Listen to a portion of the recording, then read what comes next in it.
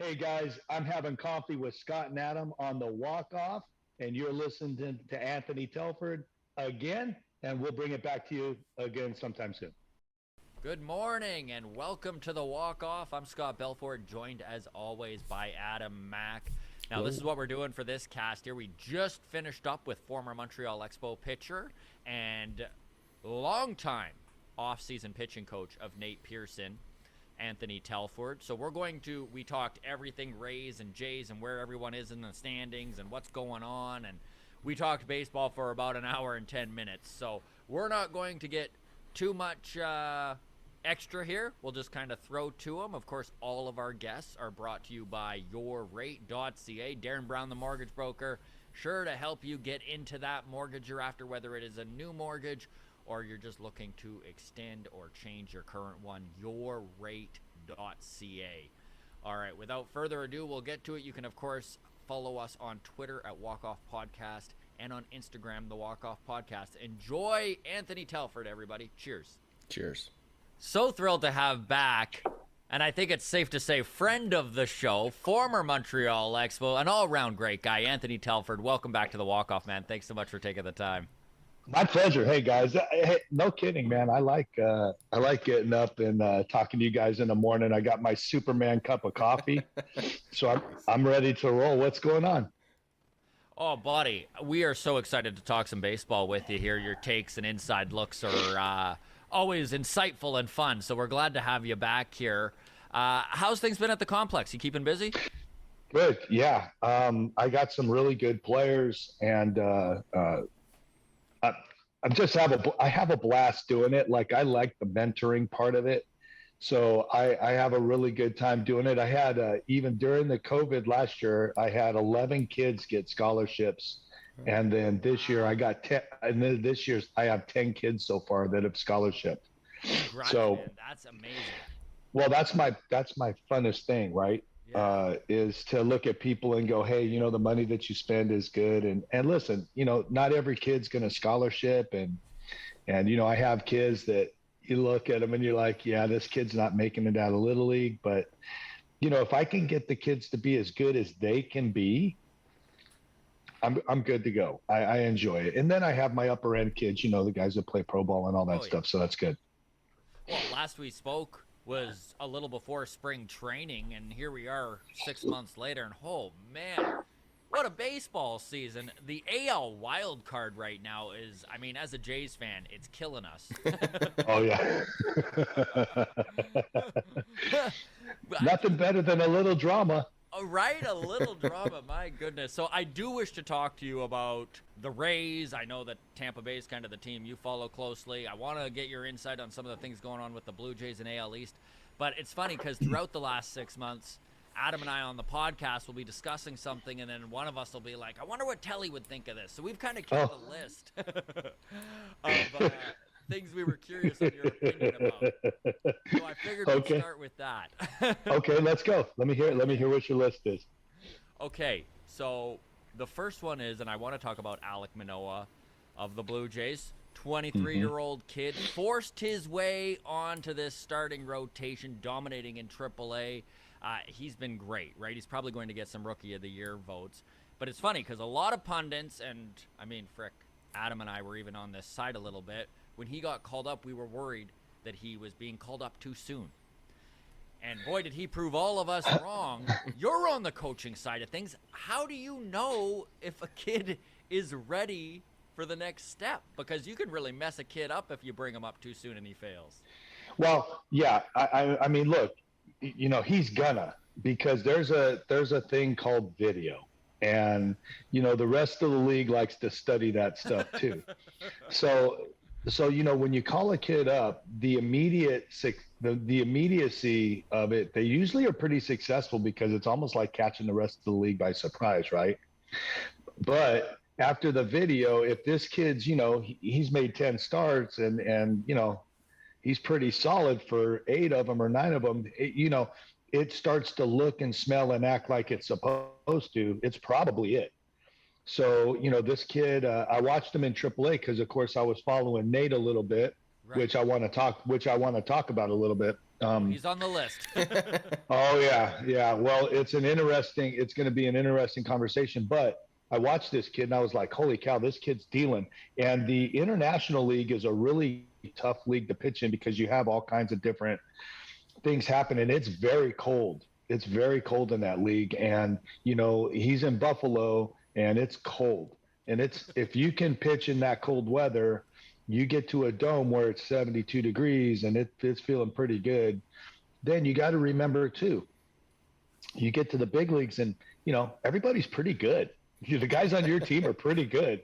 So the plays get made that don't normally get made. And so kids like Manoa, you bring them up and it's really interesting. It's like riding the wave. Like when you bring kids up, you're not bringing them up after 4 losses in a row. You bring them up after 6 good starts in a row. So the kids are really cruising. And that wave, they ride that wave for a while. So I'm interested to see what happens, but I like the way the kid pitches. I really do. I like his aggressiveness inside the strike zone, and he's fun to watch, man. He's a good young player. It's always impressive to see a young kid fearlessly pitch inside, too, which is one thing that's always stood out to me about Manoa. He has no fear about going inside on a hitter. Well, when you get to the big leagues, if you can't pitch inside, you're not going to play very long. I mean, it's simple. When I got to when I pitched inside when I was a minor leaguer with the Orioles, and I got to the big leagues and nobody would call anything inside, and it hurt. Yeah. I learned to pitch inside later in the big leagues when I was in Montreal because Felipe Alou loved pounding guys inside. And when I got to go back inside and really get in there, it helped feature the rest of my stuff. So yeah, pitching inside is huge. And if you want to survive, man, you got to get in there and you can't be scared to go in there. So one of the things we talked about at the top of before spring training here was sticky stuff and just your thoughts on it in general. And then Major League Baseball out of nowhere mid-season has a full-on crackdown. The whole thing is, I mean, first of all, it's absurd. If they're going to make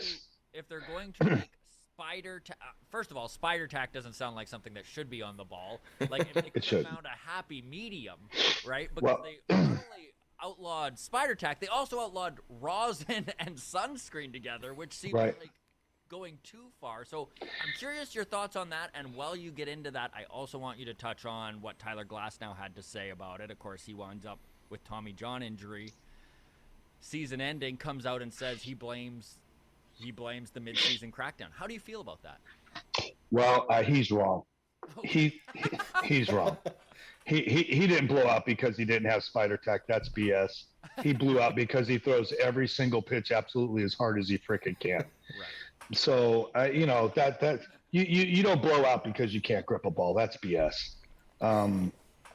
When he said that, I'm like, that's a young kid saying something stupid. Listen, at this level, when you throw 98 miles an hour every single pitch, at some point you're going to have an issue. He has no feel for any of his stuff. Everything's max effort. So, yeah, that was a stupid comment on his part. He was more just frustrated and wanting to play the league, right? He was frustrated. He wants to blame this, blame that. Listen, people been using things forever. Okay. Now the problem is in society, we don't, for some reason, and I don't know why, sports want to take everything to the absolute max level. Like you take a situation where when I was coming up, I used rosin. I didn't use any sticky stuff because you're outside, you're sweating, you use the rosin. Hey, that's good enough. But this goes back to the analytical stuff, right? So if I'm being judged on my spin rate, okay, and there's a substance out there that's going to help me spin the ball 3,000 RPMs. I'm going to use it because they don't care where I throw it. They just care about how hard it is, how much it's spinning. So you take a situation where there's something that you need to have. And I'll tell you, just on a side note right now, you watch what happens this playoff in the cold weather, how many guys are going to get plunked? It's going to be, you're going to see an enormous amount of guys getting smoked. And it's just stupid. When I went to Montreal, in that dome, it was 68 freaking degrees. And I mean, in the middle of the summer, you're in a jacket and long sleeves in that dome, and you literally can't grip a baseball.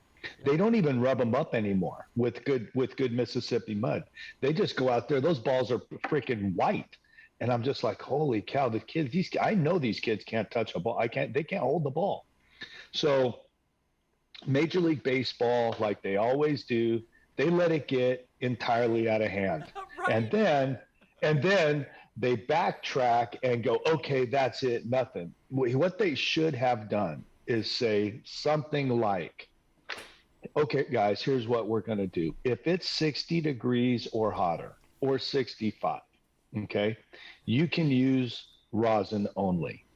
Listen, guys, if it's under 65 degrees and you can't grip, here's what you can use, and give them something. Yeah, a and go substance. Right? and then give them a substance that every single person in the league can use. You can't keep it on your person. You can use it in between innings. You can't put it on your hat. Whatever. But there was a way to do it that wasn't asinine, and Manfred decided to be asinine again, and it just it kills me. I haven't been to a game. I hardly watch, because I see the state of the game. I see what they're doing with these stupid rules, and baseball purist guys I'm just scratching my head going, who the heck is holding the brain? Because apparently they're drop kicking it all over the office. Well, this is one thing Adam and I were going off about when it originally was put in place. Was, can we not find a happy medium between a substance you can hang a cinder block off your hand with and like outlawing rosin and sunscreen? Like, it just seems what? Well, I go ahead. I like that idea of, like, here's your substance, put it on between innings, and then you can't reapply it during the inning. I think that's great. Yeah, once you get out there and you have something sticky on you, and trust me, I know what I'm talking about. Right. Once you have something sticky on you, the rosin is good enough. The problem with the rosin is when there's no moisture, when there's nothing for the rosin to stick to. It just falls off your fingers. Right. If I sat here right now in Florida and I rubbed my fingers together and got a little bit of moisture, and then I touch rosin, my fingers are going to be sticky. And it's plenty. But like I said, with the advent of the Rapsodo, the spin rates, and you go, hey, this sticky stuff increased my spin rate. Let's see how sticky we can make it. And then it's completely out of hand. Instead of just going, okay, look, guys, let's not, and again, my problem with the game is they know that this stuff is going on almost immediately. When you have pitchers that go to Houston and they increase their spin rate by 1,500 revolutions, you got to go, hey, what are they doing in Houston? Yeah. Okay, what are they doing in that dome where all of a sudden all their guys are spinning the ball way better than everybody else in the league? And then let me say this, okay? Now, the guys they've readjusted, okay? They're not using the stuff. They're getting checked in between innings, and their spin rates are back down to normal. But what's happening? The pitchers who are good are still good. Yeah. Right? The guys that can spin the ball can still spin the ball. I got a guy that I'm training right now. I'm trying to get him back to the big leagues. A guy named Samuel Dyson. You guys remember him because Jose Batista. Because Jose Batista. Yeah, because Jose Batista took him deep. Well, Sam is 34. He went through a surgery. Okay, and I haven't seen him since I worked with him the year that he went to the big leagues in Miami. I haven't seen him in like 6 years. So he calls me and he goes, hey, I need some mechanical stuff, man. So we've been working every week together. Okay, now he's in my shop. I have only rosin, and he spins his freaking slider, no kidding, 3,000 RPMs. Wow. He's got the strongest fingers, man, and his spin rates are they're amazing. They're amazing, and he doesn't use anything, and I know he's not because he's in my shop. Yeah. So there's guys that can spin it and guys that can't, and you create scenarios where the average guy can get a leg up according to the numbers that wouldn't any other way, and so they'll cheat to do it. So I think that's a great point then. Guys like Garrett Cole, maybe there was a dip, they're back. What do you do, like, as a pitching coach, if you had someone come in who was pitching well with sticky stuff, yeah, and then after the crackdown, statistically kind of fell apart? I mean, Blue Jays fans know of someone in particular in our bullpen that seemed to happen to. But if someone like this came to you and was like, look, help me, how do you go about fixing that? Someone who was just an average pitcher, who was performing well above average with sticky stuff, how do you fix it now, or can you with a guy like that? It's kind of like a hang with it, right? I mean, if you were mediocre before and you were a bubble guy and you needed that stuff to get over the edge, and now they took the stuff away, I mean, you have to figure something out. There's not much you're going to be able to do, but that's what makes the game great. The guys that are good, that don't cheat, are going to be good no matter what. If you're going to cheat to be good, and then you need to be weeded out. I mean, it is what it is. Like, I played in the steroid era, and we talked about this, right? I played against so many guys that would have never made it had they not done stuff.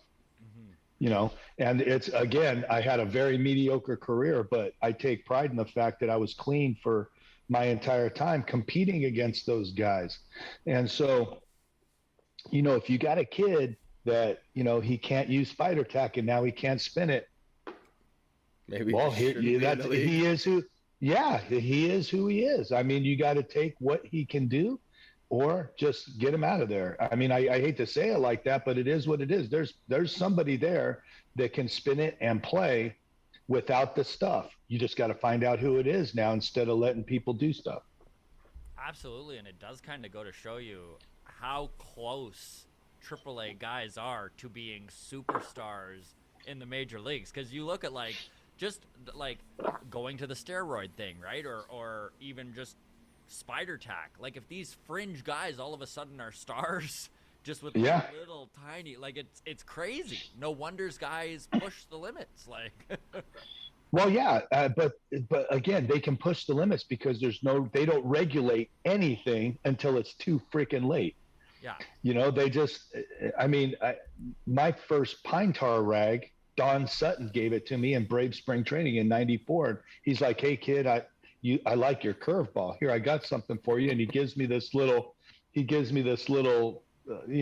piece of terry cloth towel, and it's taped up and it's got a little hole in it, and it's like got pine tar on it. And I'm like, "Hey, what's this?" And he goes, "What do you mean, what's this?" He's like, "That's pine tar." He goes, "It'll help you with your breaking ball." I was like, "Oh, okay." Thanks, man. You're a Hall of Famer. Thank you. I appreciate that. So, as a matter of fact, I'll tell you what, I'll go get it next time that we're on. I'll bring it from downstairs. It's in one of my bags upstairs. I still have it. I should have had the guy sign it. Oh my God, you should see that thing. It's crazy. But when this stuff happens, I feel for guys like, hey, I get it, but now, hey, let's bring the field back to where it's supposed to be with spin rate. There's not very many people that can spin the ball 3,000. So the elite guys that could do it, let them be elite. Yeah. This isn't not everybody that's mediocre gets to be freaking elite. It's that thing from the Incredibles show. I watch Incredibles with my kids and my wife and all that. And the mom goes, "Hey, are you going to Jack's graduation?" And he goes, "He's going from the 5th grade to the 6th grade." Yeah. And he goes, "It's just another way to celebrate mediocrity." And when I heard that, I was like, wow, that's so good.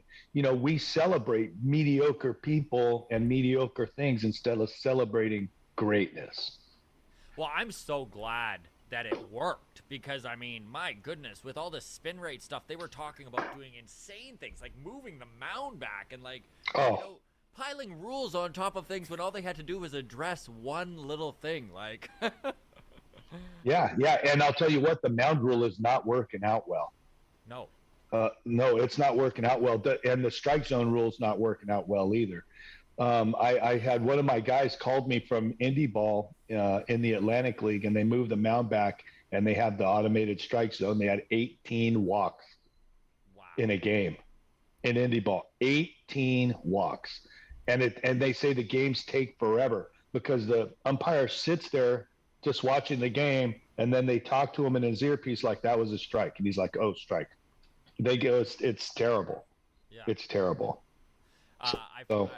We've actually talked to a couple guys in the Atlantic League, and they were just frustrated. They're just like, none of these rules are going to be implemented. They're like, we don't even know why we're being used as guinea pigs right now. They already know they're not going to do these rules. Yeah. It would sure be frustrating as a guy where like your entire lifelong dreams and your career, your livelihood is on the line, and now during like the most crucial part of your development, and they're just like, well, let's just fuck around for a bit and see what happens. Yeah, well, but again, they're not doing that to their guys, man. They're doing it to independently guys who either have had a chance or they're trying to get there or whatever. And most of those guys need to grow up and get real jobs and stuff. I mean, that's just such a tough road to take. There's very, very few guys that accomplish anything going that route. But, again, it's an avenue where for guys that I know and work with that have gotten released for one way or another, it's a great avenue to keep playing. But then it's also an avenue for guys who have been mediocre to kind of keep playing instead of being good and getting signed and all that. So I got my thoughts on that, but it is what it is. Well, I've heard one issue with this robo strike zone too. I know you mentioned how much longer it takes, even if it's an extra couple seconds per pitch, right? That really adds up over. It's 15 minutes by the end of the game. Yeah. But in a game where they're desperately trying to shorten it, right? Exactly. Yeah. But one thing with this strike zone is that it's shifted the entire strike zone down essentially, right? Or is it up? Where like a curveball that in the past has dipped and caught the strike zone and would have been called a strike forever, now because it's not crossing the plate essentially at the same spot, even though the catcher catches it right here, now that's a ball. And then the same thing at the bottom of the strike zone where, it's down in the dirt, would have been called a ball for ages, is now it's a strike. And everybody's kind of lost as to what am I supposed to swing at or... Yeah. I mean, it's stupid. It's silly. So, I mean, what are we gonna do? Next question. We'll move on. Let's go. So, about a week ago, the Tampa Bay Rays announced that they will be unveiling a sign incorporating the Montreal Expos logo with the Tampa Bay Rays logo during the playoffs at Tropicana, and that they plan on splitting home games between the two markets. And then they backtracked on that and said, we're not going to release a sign, and things are all up in the air, and you don't know where it's going. Do you think there's any chance of this? Like, you played the game as a player. No shot. Would it bother you to split home games? Like, it seems like so much extra travel. They're just trying to put pressure on getting a stadium, right? Yeah, okay. That's what they're doing. There's logistically no way. Like, you talk about a team who's trying to save money, right? Mm-hmm. How do you make players have houses in two spots? How do you justify now, instead of 80 games at home, 80 games and 81 games at home, okay, with your player in his house or whatever that he's paying for, now you're going to split that, okay, and you're going to make a guy stay in a hotel an extra 40 games a year, and you have to pay for the hotel. How's that saving money? That's spending money. How about travel? I mean, how about security? How about the fact that, you got to go through border patrols and agents. And I mean, getting, when we were in Montreal, and you guys know, for the Blue Jays, you got to go through customs every single time. Yeah. You're going to go through customs 9 million times in 1 year. It's just going to suck. There's no way that any of that happens. I mean, they would lose the team here 100%. Like, okay, so you're already telling me that you're going to move, and you already have trouble getting people to your park. And by the way, just a side note, people are spoiled brats. Like, it literally, I live across the bridge. Okay, it literally takes me 35 minutes to drive to the stadium. Wow. At the end, it takes me 35 freaking minutes to drive home. It's nothing. It's 100% highway. And oh, by the way, 9 miles of it is over beautiful water. Okay. I mean, it's a gorgeous drive. Yeah. And the stadium is not bad. There's not a bad seat inside the stadium. And as if that's not enough, it's also the best team in baseball. Yeah, and it's the best team. I think of the best record in baseball. I mean, what the hell's wrong with you? If you're complaining about it, there's no way. I mean, and I feel like this. And again, I loved my time in Montreal. It was very, very special. Very special. I can't tell you how special it was for somebody that played 8 years in AAA to play 6 years in the big leagues and 5 of them right there in Montreal. I can't tell you how much I love and appreciate all that. Now, that being said, if you lose a team for a reason, whatever the reason is, you should never get a team again. That's just no. Why? Listen, here's what's going to happen in Montreal. They'll get a team and they'll pack it out the first 5 games, and then it's going to go right back to what it was inside of a year. You'll be in September, you'll have this team, and they're not going to come to the stadium. And I love the people in Canada, but you can't be butthurt over 1994 the rest of your life. Okay? You just can't do it. So you can't tell me that stuff's going to matter. It's just not going to. And if you're going to play in front of an empty stadium, just stay in Tampa. Yeah. I mean, the weather's 100 times better, All right. Well, so, yeah, it ain't happening. Two questions there. First of all, you basically just let Tampa off the hook with this stadium. Oh, the drive isn't that bad. The stadium isn't that bad. How do you fix baseball in Tampa Bay then? Let's say money. Let's say money was no object. They're putting a winning team on the field. How do you get fans to come out in Tampa Bay? Well, that's the magic question. I mean, you got to remember the demographic here in Florida. The Marlins don't do well. I mean, it's a place where there's so much to do. Okay, that going to stay indoors and watch a baseball game is down on the priority list. I mean, you got water sports, the beach, it's a tourist destination. I mean, if you look at the team, like you go to New York City and the Yankees are an institution, so you can't really use them, right? You go to Cleveland, Ohio, where they get people. You go to the stadiums where they get a bunch of people, and you go to St. Louis. I mean, what is there to do in St. Louis? You have the Hill. I mean, St. Louis is a beautiful place. You can go eat Italian food all day long, but outside of that, it's like, hey, that's the best game in town. Yeah. So, that's the tough part that they'll never be able to answer. The demographic where they're at, and the people, and if you go like this, if you sit here and go, okay, here's what we're going to do. If we don't get 1 million fans next year, like we're moving the team, you guys get one shot. They'd get 1 million because people still want them there. It's just a matter of convenience, So if you're a real good fan, if you're a really good fan and you love the game of baseball, then you'll go watch these guys, and they have 25,000 of those people. The problem is they don't cater. If you don't cater to the casual observer or corporate America, then that's where you lose your revenue. The Rays aren't losing money. Sternberg's in New York doing very well. Their payroll's not very high. They got a contender. They got a good TV deal. They're not losing money. They're just being greedy. Right. I mean, if you build a new stadium here outside, you lose half your games because of the rain. Yeah.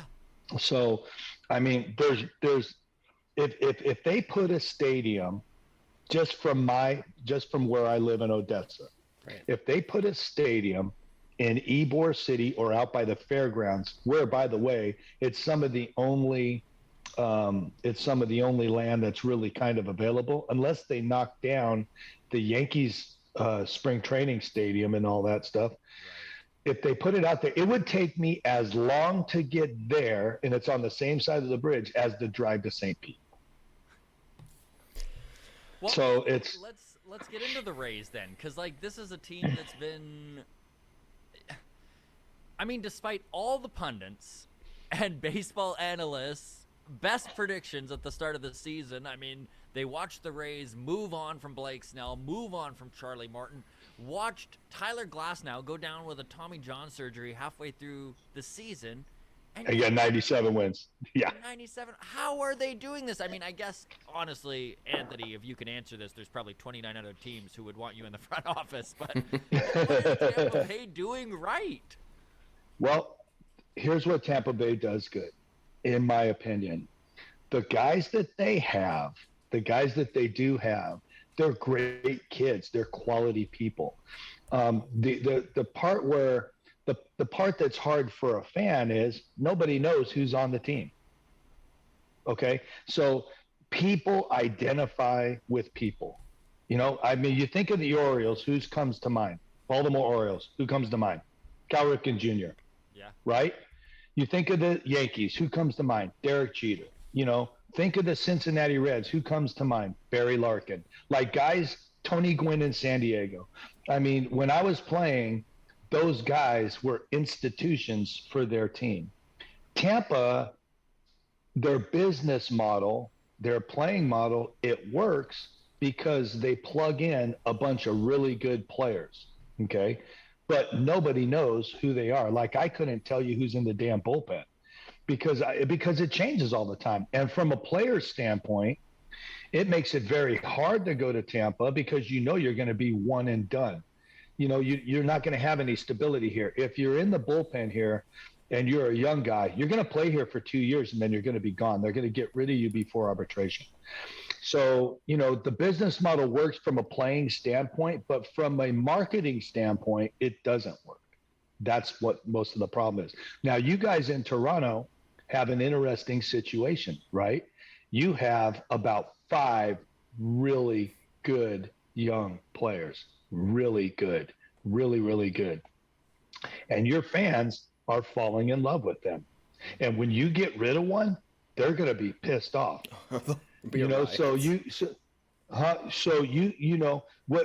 Vladimir Guerrero's contract comes up and you have to extend him by 10 years or whatever it's going to be, right. People are going to be freaking hot if you look at them and you go, hey, financially, we can't do it. Yeah. And they'll move on from them, and they'll go, hey, we got Biggio and we got all these guys, and we got Bichette and we got all these players. We're still good, and they're going to be pissed, and you'll lose fans over that kind of stuff. It is what it is. It's the catch-22 of what the Tampa Bay Rays are doing now on the field. They plug in really good players who are really athletic. They're almost like a National League style team. Mm-hmm. They got a bunch of really good players. They don't have very many sluggers. They did get Nelson Cruz, but they got some good players. They have a good clubhouse, and that's what happens when you have great chemistry, is you can win. And they got a bunch of guys that just come out of the pen and throw gas, and just enough sprinkled in of little thumber guys like Yarborough who come in and they change the dynamic of the game for 5 innings, and then you can't catch up. But they do a good job of that. They do a good job on the baseball field. They do a good job. And I love that you just brought up Nelson Cruz, because this is the type of deal at the deadline the Tampa Bay Rays don't do. They don't go out and get a player they're going to take on money for. How big do you think that was to that team to see the management actually be like, you know what, we're going to do it. We're going to go and get Nelson Cruz. Well, when you're on a team, okay, and you're sitting there, and they do a move like that, you kind of look around the locker room like, holy cow, like they want to win, man. And you plug a guy like that in who walks in with 20 years in the game, and he knows how to carry himself. He knows how to do his work. The experience is invaluable. That's what they did with Charlie Morton last year, and how about this? I texted Charlie the other day, and I said, hey, I'm still following your career. It's so good to see you. He threw this game the other day for the Braves, and I go, they're not going to let you retire if you keep throwing 97 and getting everybody out. He's been trying to retire for 3 years. Yeah. But they keep throwing 20. They keep throwing 20 million at him. How can you turn it down? Of course.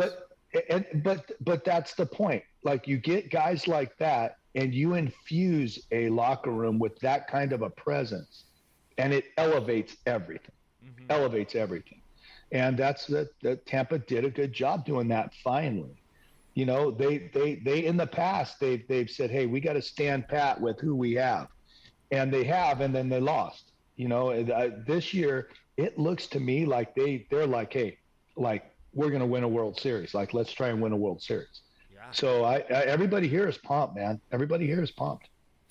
No, you should be. It's an incredible team. Sorry, Adam, do you want to? No, let's talk, because I mean, Tampa Bay has a couple young superstars on their roster too. What do you think are the chances that a guy like a Randy Arozarena or a Wander Franco gets any sort of a contract out of Tampa Bay, or are they gone too as soon as they hit arbitration? I think they're gone. Yeah. I just think Sternberg won't do it. That's wild. That's just my opinion, and that's you're his probably track right. record. If they were going to do it, the thing that they did early when they had Crawford and Baldelli and Longoria was they locked those up to small 5-year club friendly deals early. Right. And these two guys, they haven't done it. So it leads me to believe that there's something there that they don't want to do. I mean, if these guys stay healthy again this year, and then in the offseason they get 5-year deals or something, then maybe they do it. But they don't do long term. No. They do club friendly, short term deals. And if you're a player, like if I was a young player and somebody threw 5 years, 25 million at me, I would sign that paper so damn fast and blow on the ink to make sure it dries. Because, again, I'm 55 years old now. It's pretty funny. I have my pension papers in front of me, and I'm like, okay, when do I want to take my major league pension? Do I want to keep doing what I'm doing now? Do I want to wait till I'm 62? These kids don't think like that, but they should, because it matters. But, you put 10 million in the bank as a player, and then you play another 10 years, like, you're done. You're done. You're good. Yeah. And if Sternberg does those kinds of things for 3 or 4 of the guys and they lock it up, it should be fun in Tampa Bay. The only problem is they can't do it with the pitching that they have, I don't think. So you have to, because of the way they run through pitchers, I don't see them giving anybody a 3-year deal or a 4-year deal. I just don't see it. Okay, so we'll see.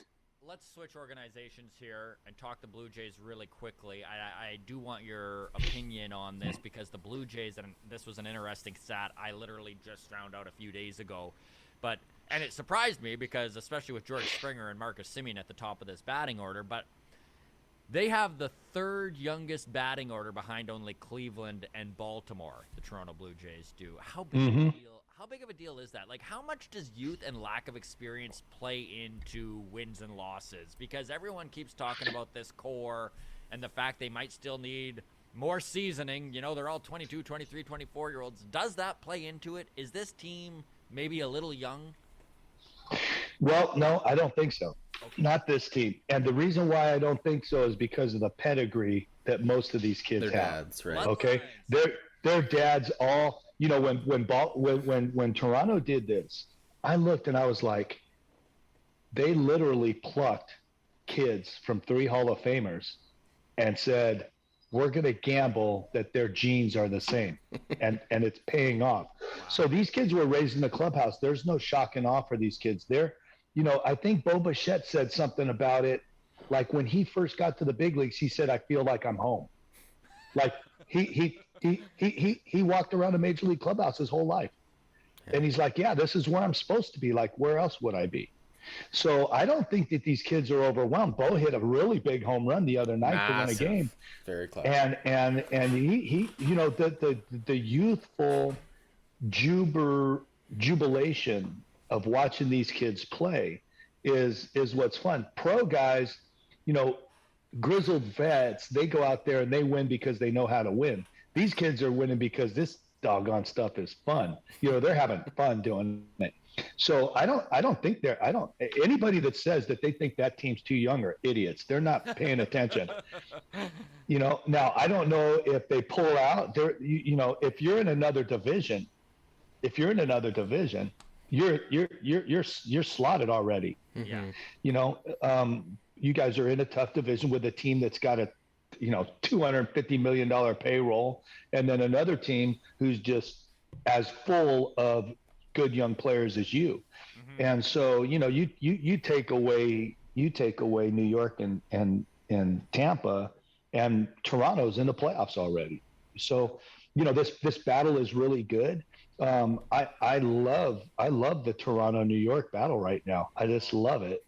You know, it's great. It's great for baseball and how exciting everything is. And honestly, like I said, I haven't watched a lot of games, but I watched the series, and it was such a fun series to watch, you know, so it was great. I want your opinion on, let's go the other way here. I know we just talked about all the youth and inexperience on this Jays team, but Marcus Simeone did something this free agent offseason that very few do at 30 years old when there's multi-year deals available to you. He bet on himself and took a 1-year deal, and my goodness, he's become the highest home run hitting second baseman of all time, hitting his fourth. Like, yep. He's just been unbelievable. And the fact he's going to play, Anthony, 162 games this year, I think people don't really give him enough credit for his durability and what he's doing. How do you feel about Marcus Simeone? I like him. I liked him when he was over there on the other coast. Yeah. I like the way he goes about his business. You know, he's just a kid who goes out there and plays good baseball. And I mean, if I was Toronto, I would make a shift. You know, I know you guys got some young guys there that you like, but this is a kind of a guy that, you know, I know he's getting ready to break the home run record for a second baseman. However, you know, he was pretty consistent in Oakland. Yeah. You know, he was pretty consistent. So you're going to get 25 out of that guy all the time, every year. He's going to wake up and hit 25. So, you know, you got a guy like that at second base. You know, I played against a guy that was like that I'll tell you right now, for 100%, the guy's a Hall of Famer, and he had some time right there in Toronto with you guys, Jeff Kent. Right. That guy was a 25, 30 home run guy every freaking year, and he even hit more than that. I mean, he's leads all-time home run hitting second baseman, Jeff Kent. How's he not in the Hall of Fame? And this was a guy that protected Barry Bonds. You know, Barry Bonds was a great player, but let me tell you, man, I faced those two guys back to back all the time, and it sucked. You know, because it sucked. You got a guy there that can hit bombs like that at second base, and it flows over to the rest of the team exponentially. Mm-hmm. When you get home runs out of a position that you don't get home runs out of. So yeah, I like Simeon. I think that, you know, he's been a solid player for 5 or 6 years, and I don't see how he's not gonna be a solid player for the next 3 years. So maybe You're you the want to. Jays front office. Do you pay him? Yeah, I would pay him. I would give him. I wouldn't give him. I would give him a 3-year deal. I would give him and go, hey, look, here's what we see. We want to give you a 3-year deal, and go ahead and pay him. Pay him top dollar for 3 years. I wouldn't give him. He's not a 10-year deal guy. No. Everybody thinks they need a 10-year deal. He's a 3-year deal guy. Yeah. But I would give him 3 more years. Wouldn't you want to see him hitting in Toronto for 3 more years? I hope. Holy cow! Absolutely. Playing 162 games. I mean, yeah. I want to wake up and walk to the park, and I want to see Marcus Simeone penciled in, because I know that sucker's going to be there every single day, and I don't have to even think about the position. Yeah. Well, there's something to be said for that, isn't there? 162 games like that. Just being able to do that is crazy. Yeah, when you got a guy that can play 155 or more games out of 162, and you wake up in April and you go, hey, we're going to spring training, and oh, by the way, shortstop in Baltimore is taken care of for the next 10 years. Cal Ripken Jr. is not he's not coming out of a game.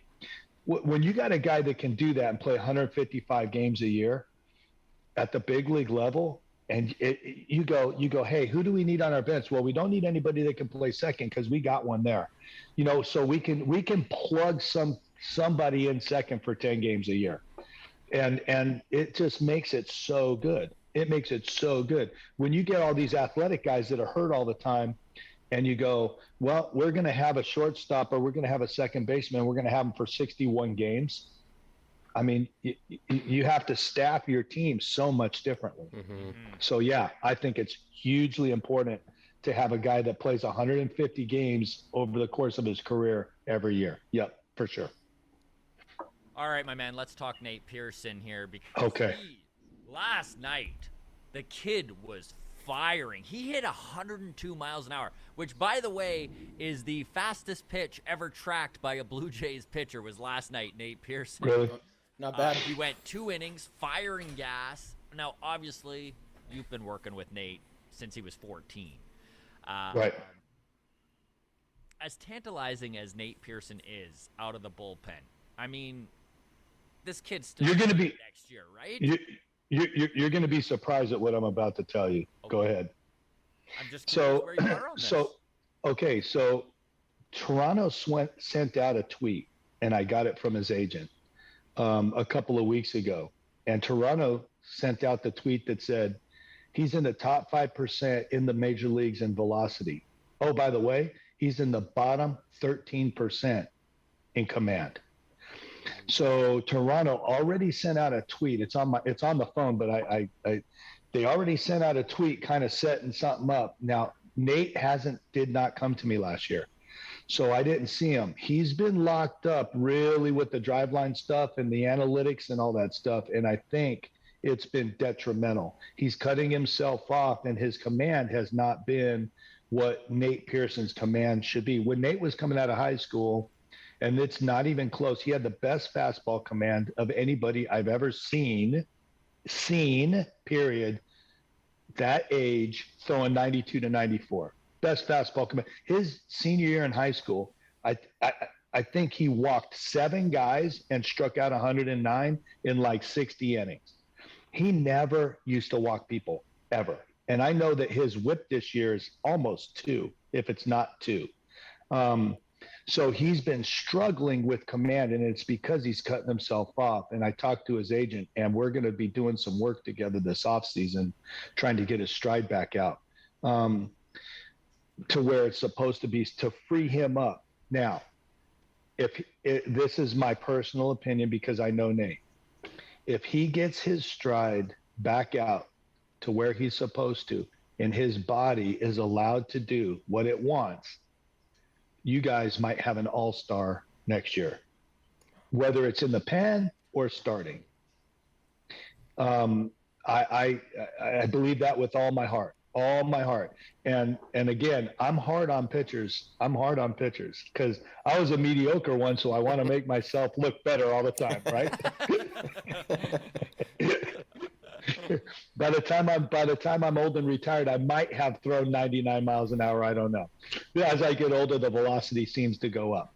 But with Nate, his somewhere along the line with all the analytical stuff, he lost his way when it came to competing, and just looking at a guy and going, like, there's no way I'm giving you a piece of candy. You're not getting a walk. So I think that he is back in that direction and being aggressive again. And it's something that young kids go through all the time. When you've never tasted adversity, and then you taste adversity, it takes time to learn how to get over the hump. I remember coming out of high school, I dominated. Coming out of college, I dominated. I dominated A ball. I dominated double A. I got to triple A, and everybody was as good as me. And it was hard as hell. I remember walking. There were nights in Rochester, New York in 1991 where I walked my dog until her feet were bleeding. And I'm sure God turned me off because he was tired of hearing me complain. So you go through those kinds of things. When you come out the other end and you go, okay, wait a minute. Everybody that I talked to before I signed was right. I should never change my what I'm doing because I haven't failed. A lot of times when you get to pro ball, you change things before you fail. So you don't know what to do when you do fail anyway. You understand what I mean? Mm-hmm. So, I go through it all the time with guys that get drafted. They go to a team and then they send me video, and some clown ass pitching coach is changing everything they're doing, and they haven't even given up a hit in pro ball yet. They're changing everything they do before they fail. That's the one thing that's different about the time now as to when even I came up. Nobody touched me until I failed, and then they go, okay, here's what we got to change. And so if you don't know how to handle the adversity, Nate's learning how to handle the adversity because it's the first time he's ever had it. Mm-hmm. So I'm excited to get back in the off season and have him back in the shop with all the other guys, Brady Singer and Daniel Norris and Woody and all the guys. Yeah. And we have this great group of guys that come in and work out. And to get him back in there is going to be a lot of fun. I'm super excited. The one thing about Nate is he is such a good person. He's such a good kid. He's such a hard worker. He's got all the tools and attributes to be an all-star. Not a good player, an all-star. And Nate himself has said he wants to be the greatest. I believe that he could be, with longevity, one of the best to do it. His stuff is dirty. He is dirty. And I played with a guy named Javier Vasquez. Javier Vasquez, his first year getting called up, I can't remember. You probably could look up the numbers faster, but I want to say he was like 6-13 or 6-17 with a 6 ERA or something like that. He made $120 million in the game. He pitched for 15 years. He was pretty good. He was above 500 guy. He threw 200 innings a year all the time, and he was dirty. He had so much in his arsenal. He never knew what to throw. He was like, well, I could throw my slider right here, or my changeup's good here. Oh, my fastball's really good here, but maybe I'll throw my curveball here. So he didn't know what to throw. When he figured all that out, and he learned how to handle his adversity, he was a consummate professional. Nate's going to do the same thing. So with Nate, I can't wait. With Nate, you say he's cutting himself off. Are you just talking about like mechanics and his stride? Yes. It's so important. I would say you have no idea, but you have an idea. Mechanics are important. It's not just arm strength, but your body is designed to do a certain thing. However you're throwing, mechanics go, right? And there's pitching gurus out there, and they talk about shortening everything up, cleaning up the arm, doing this, doing that. Well, if you shorten an arm path, you shorten a stride. If you shorten the stride, you can break the kinetic chain that's going down the mound. And if you watch Nate pitch, if I sent you video to how he used to pitch, you would see the 6'6" guy stay really tall at the beginning, stay on his backside, and then drive way down the mound and get that release point way out there like Aroldis Chapman. Aroldis Chapman, it's not just that he throws hard, but his stride is 7 feet long. Like he looks like he's literally stepping on your toes and then throwing a fastball. Yeah. Nate used to be just like that. Now, if you go back and watch film on Nate, you'll see him land kind of short, and then his finish is kind of violent. We're going to smooth that out. Well, he has spent so much time with that biomechanic stuff. I'm sure he's just mixed everything. It's too much information. Yeah. Once here's what young players learn. Somebody's texting the piss out of me. Here's what young players learn. You can look at all the biomechanical stuff you want, and your numbers can be astronomical. But if your dumbass cannot get somebody out, nobody's going to care. Once you're at the big league level, you really honestly should focus on your ability to get guys out, not what you're doing spin rate wise, biomechanically, and all that stuff. Nobody gives a shit about that anymore. The Toronto Blue Jays don't care what Nate Pearson's spin rate is. If he goes out there, throws 102, snaps off a breaking ball, and strikes everybody out. Yeah. Okay. 100%. And his spinner, let's say Nate's spin rate's 2,100 on his curveball, and he strikes out the side on 3 curveballs. Nobody's going to give a shit. Nobody cares. Nobody cares. Okay. Let's say his spin rate is 3,200 on his breaking ball, and he can't locate it. Now all of a sudden we got a problem. Yeah. We got a problem because we can't put you out in the game. So when you that's why the mechanical stuff is so important. Hey, listen, I get it, the time that we're in, and I get it, these guys are smart and blah, blah, blah, right?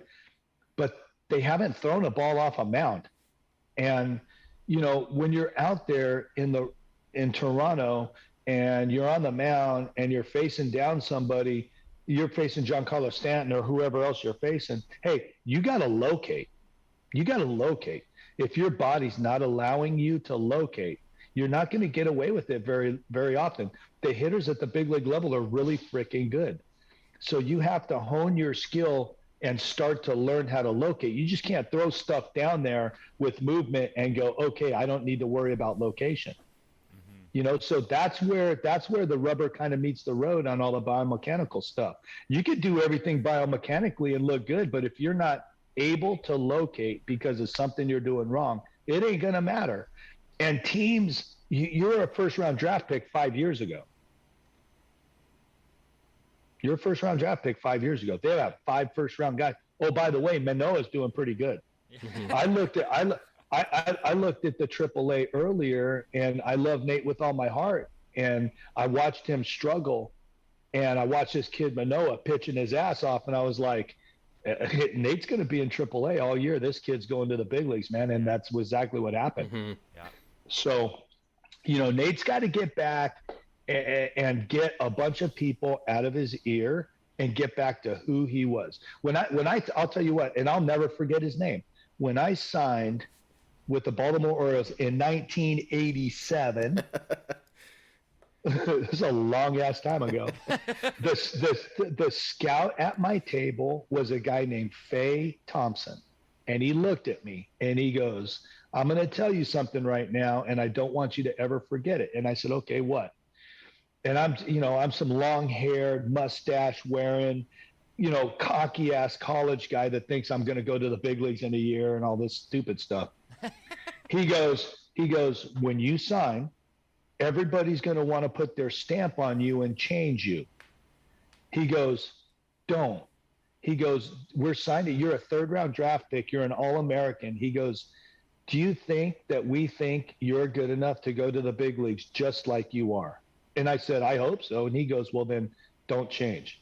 He goes, "Everybody's going to want to do something. They're going to tinker with you. They're going to mess with you." He goes, "Until you fail, don't change anything." And that sucker was absolutely right. That's great advice. That makes so much sense, too, that a pitching coach or any sort of a coach would want to say, no, the reason this guy's successful is because is of the because of advice me. I gave him. Yeah. Yeah. Wild. Anthony, you're always so generous with your time. Thank you so much. Do you have enough in you for one more question here? Yeah, absolutely. I'm looking. I got like one sip of coffee. You guys, we talked so long, my coffee's cold. Yeah, me too. Yeah, That's perfect. Yeah, here we go. Sorry, Scott. Before you jump in there, I just want to say about Nate Pearson. As a Blue Jays fan, I don't know how else to say how excited I am to hear that he's going to be back to working with you this offseason. I mean, you've been coaching him for a decade at this point. Yeah. You know him better than anyone. I'm just so excited to have him get back to you. It really is, yeah. Well, I'll tell you, selfishly, I'll tell you too. I'm excited too because I love that kid with all my heart. He is, of all the kids I've coached, and I've coached a bunch of kids, and again, people that are watching a podcast, they have no idea who I am with these kids because I don't throw them out on social media. I choose to be quiet in who I train and how I train them and what we do. And honestly, my job is more of a mentor than a pitching coach. And it's just to try and help kids stay true to who they are and try and guide them because when I'm looking at a kid like Nate, right? Here's what I tell the kids. Do you know why? Here's why I'm good at this. I'm good at this for two reasons. The first one is I believe with all my heart God has me anointed to do this kind of training. I just believe in all my heart that's what I'm supposed to be doing right now. The other reason is I've already done it the wrong way. I already know how not to do it. Everything you do wrong in the big leagues, I've already done it wrong. Like I know what not to do. So when I say that, what I mean is I know the bumps and bruises you're about to take.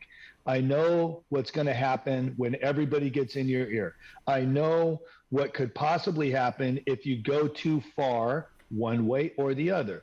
There's analytical data that's very important.